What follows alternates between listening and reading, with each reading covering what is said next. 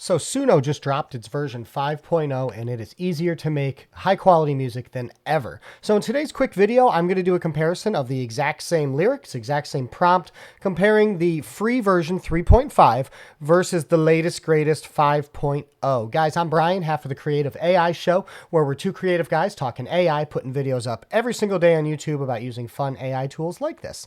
So I've gotten over my old man get off my lawn, musician hating Suno. I really like it. And, I'm not going to just press publish and put these songs up on Spotify and try to make money on it. That's against my ethos, but am I going to try to use some of the progressions and vocal ideas and things from this towards a song I've been working on?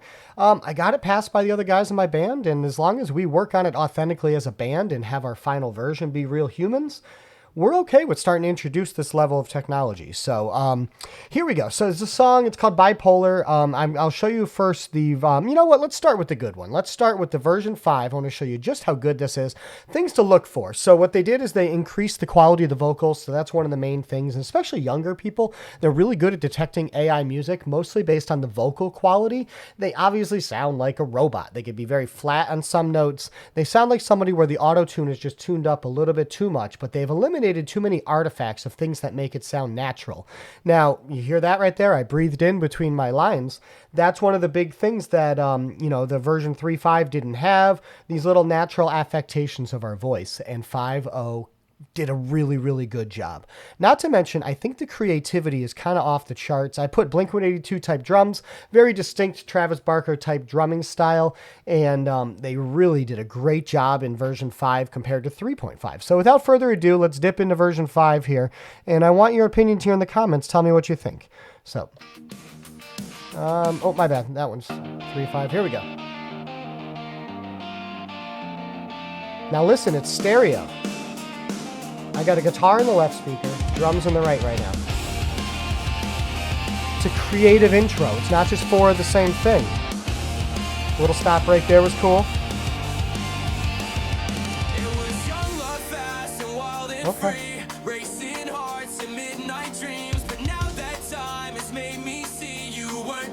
A little harmony there. Halfway through the verse brings something. You hear that breathe in? Now we got a little in-between verse thing here they got to figure out. Perfect. It wasn't too long. It was actually kind of 2/4 instead of 4/4. They got to pick it up halfway through the verse. Now it's doing a bit of a Travis Barker trick to lead to the chorus.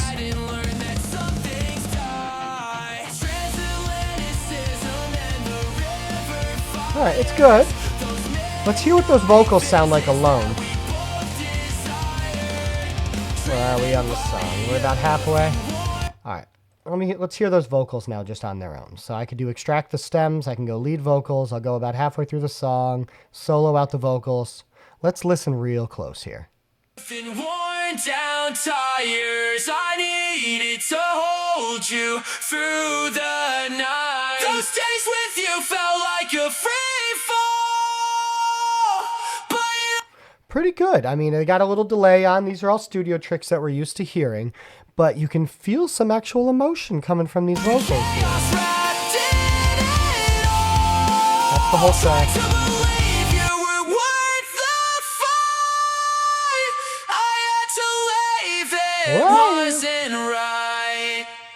So my persona's got that kind of, affectation, that pop punk kind of sound, and it's nailing it.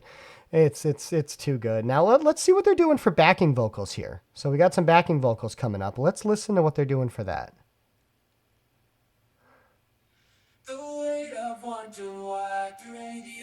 It's a little heavier on the left channel. So it's a creative way. They picked up the second verse going into the second chorus by adding some backing vocals. Now, one of the last things I want you to hear is how it ended the song. This is incredibly creative of an ending here. So let's listen through, like right here. There's that riff again. Little Midwest emo kind of feel. Little delay. I think, let's try, I'm going to try the other version of this one, how it ended that one. I think that's what stood out to me. Yeah, check this out. So this is a heavier, angsty Travis Barker drum.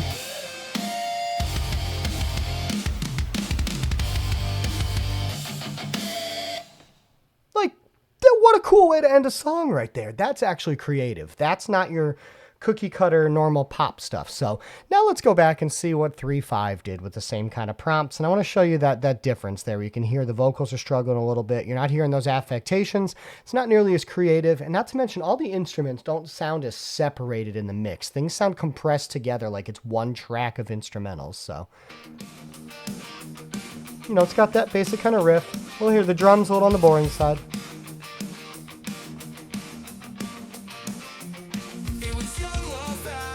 So it's kind of a boring intro. We're listening to this. Stereo. All right. Same thing happens 4 times here. Builds into something else. Much cooler intro than what 3.5 had. Let's see what the other version on 3.5's intro was. Same idea. 3, 4. Coming on the 1. Boring. You see there's a big step forward here with version 5, especially compared to 3.5. Now again, I liked 4.5, I liked 4, but I really think version 5 took a huge step forward here. And it's a little scary as a musician, but it's all good. But like, let's look at the individual vocal track here on the stem. And you'll hear it's not nearly as clear. You're not getting as much dynamic range in the vocals, and it's just followed by the kind of lows that killed the night. I held on tight through every storm, thought love could heal what hurt inside, but I was just a teenage boy. It sounds like multiple voices at a time. There's no breaths. Look, he went from one thing die, transatlantic. It's things die, transatlantic dancing in the river fire falls in life is how we both decide. Driven by you and worn down tires, I need to hold you through the night. Don't say. See, I mean, before 5.0 came out, that was completely acceptable, but it's kind of what separated the AI music. I had a really good video by Rick Beato, one of the biggest YouTubers that there is, where he was talking about playing AI tracks for his kids, and he was fooled, and he's a expert music producer, but the kids could tell every single time when that voice is fake. So I give it to the next generation. They're going to be growing up with this technology and having to understand the differences of it. But I think Suno 5.0 took a huge step forward. Please let me know your thoughts in the comments on this. I'm really excited to kind of play with this some more. It's pretty fun.